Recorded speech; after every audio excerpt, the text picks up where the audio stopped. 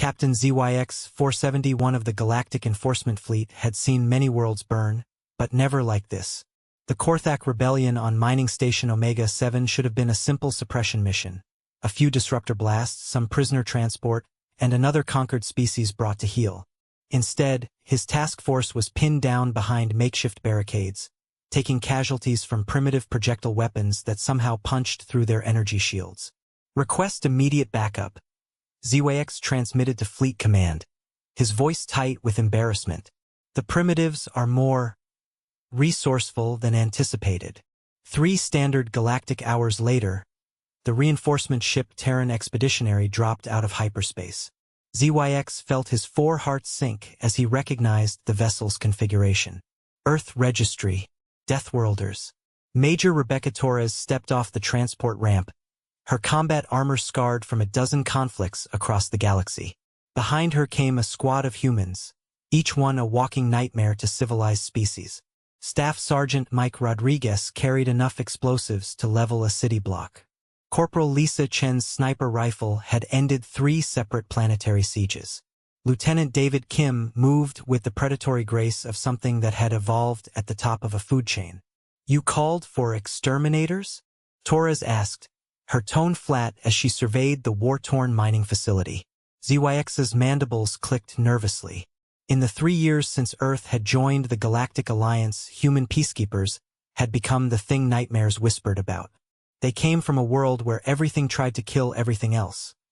A planet so hostile that its dominant species had learned to weaponize anything, trust no one, and never ever give up. "The Korthak have fortified the lower levels," ZYX explained, trying to maintain some dignity.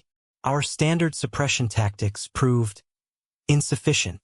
Torres nodded, studying tactical displays with eyes of someone who had survived 2 decades on humanity's deadliest continent. "We are the support." What happened next entered galactic military doctrine as the Omega-7 Protocol. The humans didn't charge the fortified positions like honorable soldiers. They didn't demand surrender like civilized beings. Instead, they did what humans had always done: they cheated. Chen's rifle found targets through ventilation shafts that shouldn't provide clear lines of sight. Rodriguez's explosives brought down support structures in sequences that created domino effects no engineer had calculated. Torres led her team through maintenance tunnels that weren't on any schematic, navigating by the kind of 3-dimensional spatial awareness that only evolved on worlds where predators attacked from any direction. But it was Kim who truly demonstrated why humans terrified the galaxy. When the Korthak barricaded themselves in the station's reactor room, effectively holding the entire facility hostage, he simply walked in alone. 30 minutes later, ZYX would report to Fleet Command. The human emerged with 17 prisoners and a completely intact reactor. When asked how he'd accomplished this, he simply said, "I asked nicely." The medical scans of the surrendered Korthak revealed stress hormones at levels that should have been fatal. Whatever Kim had said to them, it had bypassed every aggressive instinct their species possessed and struck directly at primal terror centers that evolution had thought safely buried. As the Terran Expeditionary prepared to depart, Torres found Captain ZYX staring at tactical readouts that made no sense. "How?" he asked simply. Torres shrugged. "We're from Earth, Captain.